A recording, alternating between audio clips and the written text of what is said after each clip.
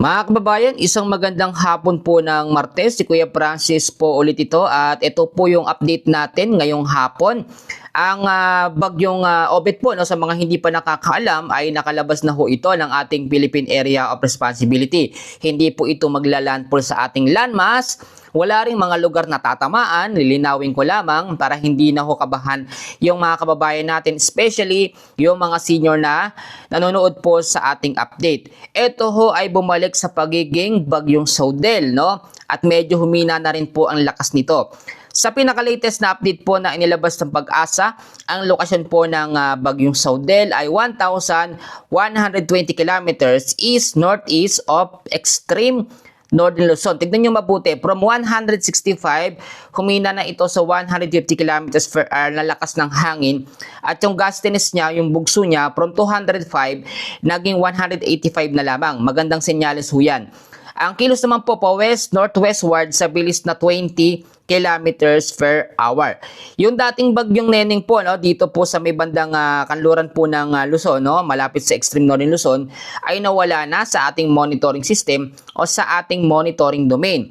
Yung isang tropical storm kahapon na ngayon ay humina na sa pagiging tropical depression na may international name na Atsani ay sumasabay na sa ikot at direksyon po ng bagyong Saudel.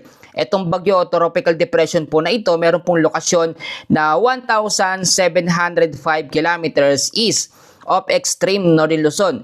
Ang lakas nito, 45 kilometers per hour. Ang pagbugso ay 55 kilometers per hour.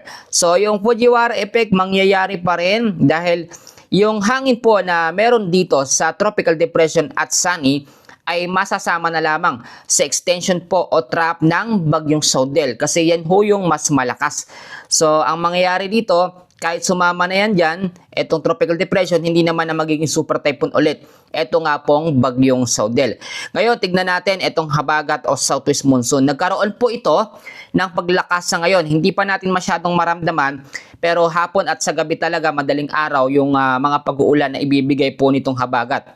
Sa tinatawag po natin na forecast weather condition na inilabas ho ng Pag-asa, dito po sa area ng Metro Manila, Ilocos Region, Cordillera Administrative Region, kasama ang Cagayan Valley, Central Luzon, Cavite, Batangas at Rizal, magiging maulap pa rin ang panahon sa hapon at may mga scattered rains and thunderstorms sa gabi. Hanggang bukas ho yan, Miyerkules ho ng hapon dahil po yan sa habagat o southwest monsoon.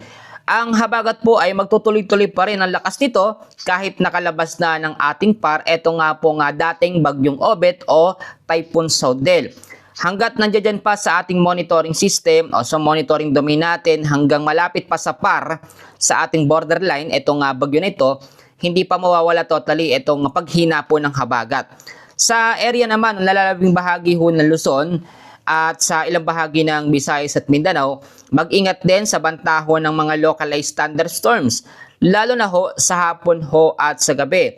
Hanggat nandyan po ang banta ng bagyong Saudel, no? Etong habagat ay mame-maintain yung lakas niya hanggang ngayon. So ang ibig sabihin nito, yung monsoon break hindi pa mangyayari at may mga pag-uulan pa po tayo na mararanasan. Ito ho, no, naglabas ho ang Pag-asa ngayon ng tinatawag natin na yellow hanggang orange warning na dami ho na pag-ulan. Ipapaalala ko sa inyo, may mga dahilan kasi kaya ang habagat po ay lumalakas. May dahilan din kung bakit ito humihina. I-explain ko mamaya para hindi po tayo malito, no, at para malaman din natin yung mga nangyayari. Meron po tayong inaasahan ngayong hapon hanggang bukas ho ng hapon na 50 to 100 millimeters na dami ng pag-uulan sa may Zambales. Bukas din ho ng hapon hanggang sa Thursday po ng hapon, meron tayong 50 to 100 millimeters na dami ng pag-uulan dyan po sa may Benguet, sa may La Union, kasama ang Pangasinan, Zambales at Bataan. Thursday po ng hapon hanggang sa Friday ng hapon, meron tayong orange warning, 100 to 200 millimeters na dami ng ulan sa may Zambales naman ho. 50 to 100 millimeters na dami ng pag-uulan. Thursday din, no, hanggang sa Friday ho ng hapon sa may La Union, Pangasinan, Benguet, Tarlac, Pampanga, Bataan at Occidental Mindoro. So yung mga lugar na apektado ng habagat ngayon ay yung mga lugar din na naapektuhan no, mga nakaraang linggo. So ngayon pinapaalalahanan ko lalo na po ang mga low-lying areas na maging handa sa muli pong pagpupuulan ng habagat o ng southwest monsoon. Ngayon, may aalamin tayo. Tulad na aking sinabi, nakalabas na ng PAR ang dating bagyong Obet at ngayon ipapalayo na po ang direksyon nito kahit ito ay nasa typhoon category, wala itong direktang epekto. Naglabas ho ngayon ang Pag-asa ng tinatawag po natin na tropical cyclone threat potential. Kasi marami nagtatanong, no, Kuya Francis, may kasunod ba na bagyo? Ito nga bagyong Obet o Saudel, no, sa loob ng ating bansa. Sa ngayon, kung makikita ho ninyo, hinihintay na talaga nating lumabas ng sabay, no, itong tropical depression at Sunny, yung bagyong Saudel, papalayo ng ating monitoring system. Pero sa inilabas ho ng Pag-asa na tropical cyclone threat potential, sa pagitan ho ng August 25 hanggang sa August 30, may panibagong sama ng panahon o low pressure area ang mabubuo, madedevelop dito po sa may bandang silangan po ng Visayas o Eastern Visayas. Kaya yung mga kababayan natin na naghihintay ng mga pag-uulan sa silangan ng Visayas at Mindanao, ito yung na po talaga yung mga lugar dyan, sabi nila, no? Hintay-hintay lang po, may mga pag-uulan tayong mararanasan. Hindi kasi naaabot ng habagat yung lugar dyan eh. Naiintindihan ko naman, mga pananim medyo tuyo na at masyado ng dry talaga. At pagdating naman po ng August 31 hanggang September 6, no? Sa first week ng September, eto meron agad tayong high risk na low pressure area na dito po madedevelop sa may parte po ng extreme Northern Luzon o bandang Northern Luzon. At yan yung ating nakikitang magiging kasunod na sama ng panahon ng Typhoon Saudel, no? Pero sa ngayon, hindi pa natin yan malalaman kung magiging typhoon o magiging super typhoon category ho na bagyo. Ang ayaw po natin na mangyari dito ay matapos na po ang habagat season kasi nga simula June hanggang sa September lamang ang habagat and then pagpasok po ng October hanggang sa February yung amihan naman. So kapag nasa amihan season tayo, yung hangin pababa, ang tulak. So yung mga bagyo na nade-develop sa may silangan po ng Visayas ay nagkakaroon ng tsansa o mas mataas na tsansa na magkaroon ng landfall scenario. Pero lagi kong sinasabi, may mga pagbabago pa rin tayo diyang kinoconsider. So sa nagtatanong kung may panibagong sama ng panahon, yes, meron tayong nakikita sa tropical cyclone threat potential na inilabas ng Pag-asa. Kaya kinakailangan pa rin natin maging alerto at maging handa. Eto naman, bibigyan ko ng sagot yung isang kababayan natin na nagtanong kung kailan mawawala talaga ang habagat o southwest monsoon.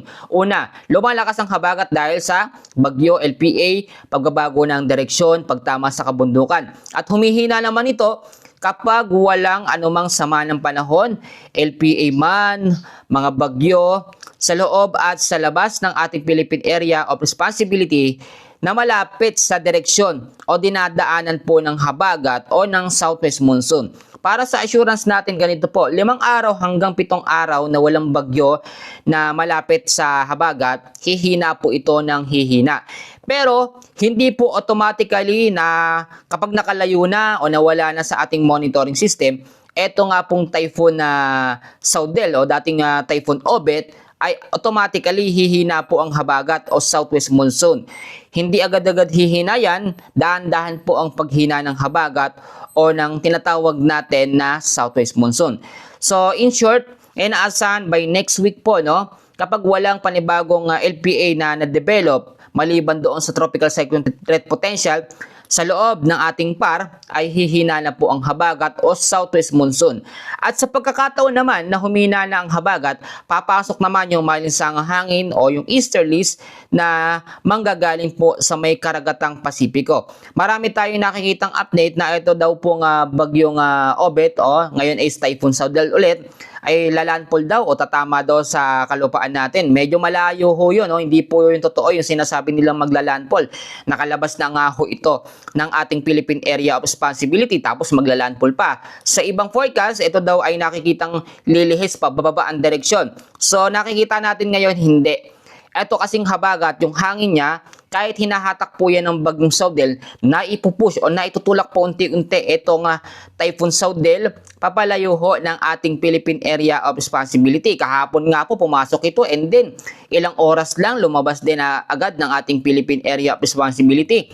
Ang ibig sabihin nun, mabilis ang pagkilos nito papalayo ng ating PAR o ng ating Philippine Area of Responsibility. Alam nyo, ganito po. kahit maraming bagyo sa labas ng ating par, ang pinakamahalaga dito, yung hindi maglandfall sa ating landmass ang bagyo. Kapag typhoon hanggang super typhoon category, delikado kapag nagkaroon ng landfall scenario sa ating Philippine landmass. Matindi yung pinsala kasi malalakas na hangin ang binibigay niyan, pero kakaunti ang ulan. Yung mga tropical depression, tropical storm, severe tropical storm, hindi naman ganoon kalakas ang hangin kasi ang tropical depression natin, 39 to 61 kilometers per hour lamang ang lakas ng hangin.